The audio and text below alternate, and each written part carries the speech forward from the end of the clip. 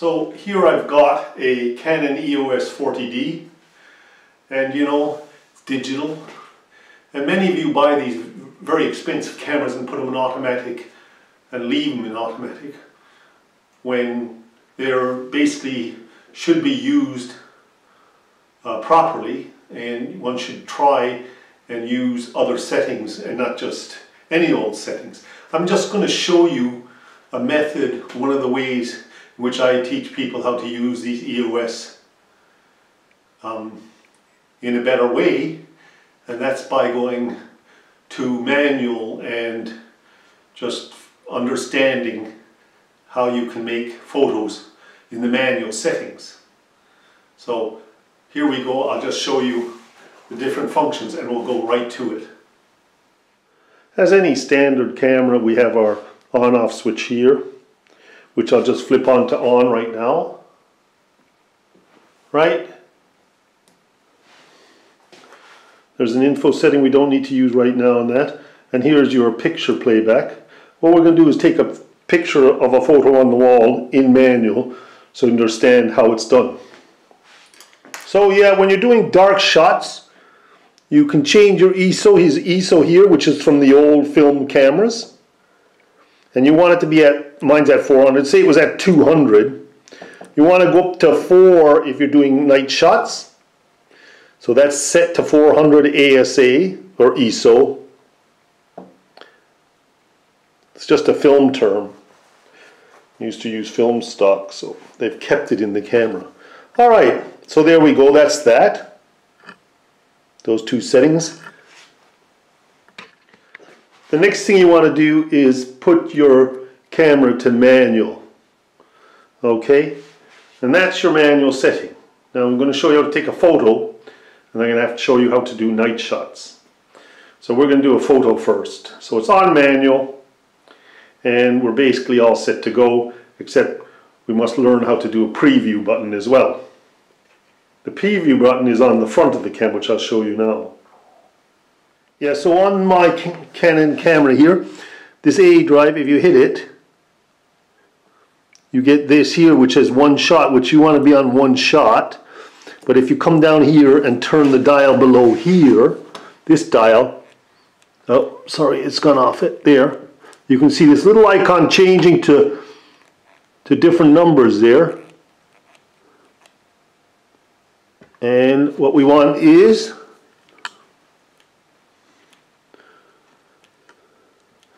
there's a timer 2, if you can read that. It's a 2-second timer there. So that's set. I don't know whether you can see that. It's right in the little corner here. It's very small.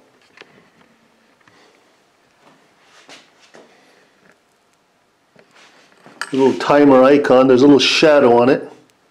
It does say 2. As you can see, up here is your flash button for turning on flash manually, and here actually is your for unlocking the lens, but here is your preview button. Now I'm going to use this preview button in manual, so I'll just show you how this is done. I'll be pushing my finger in on that button while previewing it on the LCD screen. Now the camera's on, and what you normally do is look through the viewfinder here, but now we're going to do something a little different. We're going to switch on our LCD view button, and there you have it. There is the view of the picture. It's fairly well exposed, but now you've got to go to your preview button, which shows you the one in the front. You press it, it's overexposed. Now you change your speed. Make sure that's what it's doing.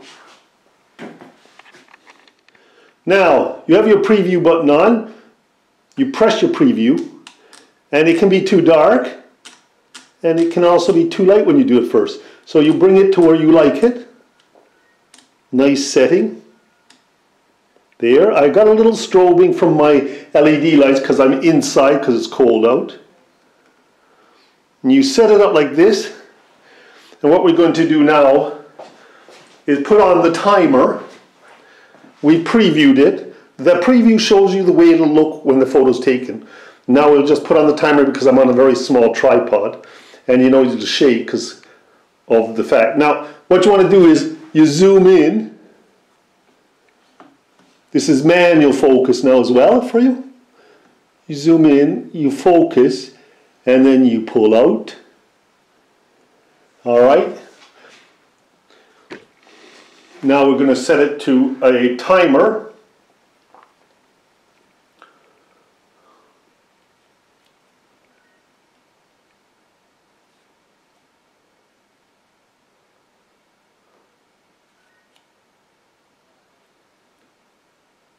And it's on 2 seconds. Are we still on? Yes. Okay, my camera's dropped a little because it's such a small little tripod. We'll go a little bit out. And she's on timer, and as you can see there's a flash in there by the spot, but it's not bad. And there is the preview. So let's look at it. There it is. That's not too bad. We can have a look a little closer, far away. So yeah, you can go a bit further away, you can bring it in a bit, have a look. Has a little bit of a blur. We'll try it again, maybe we'll focus again. I've focused again, having a little bit of thing because of the tripod being shaky and that.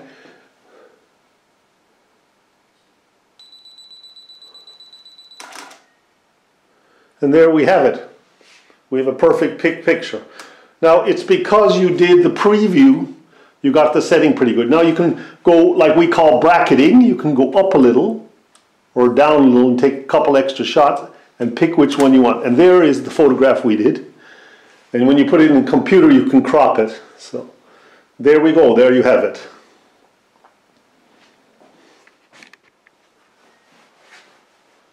Now, let's do night shots. You can do night shots by previewing and setting this and trying a couple. And another way to do it, which is very educational, is go to the letter bulb. Go all the way down till you hit bulb. Now what happens when you take a photo, you basically count the seconds. You have to be on a tripod for this, a steady tripod. And what you do is you go at night to the city and you go, I'm on timer still, shouldn't be. Here I've got it. The picture is really dark now. It's going to be more like night as much as I can. And now we're going to do the bulb, right? It's on bulb. I'm going to turn this off and turn that off. And 2, 3, 4, 5, 6. Overexposed, so we'll do another one. 1, 2, 3, 4.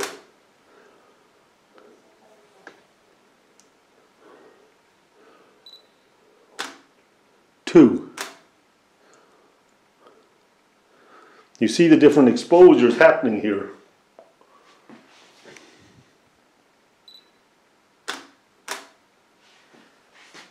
One.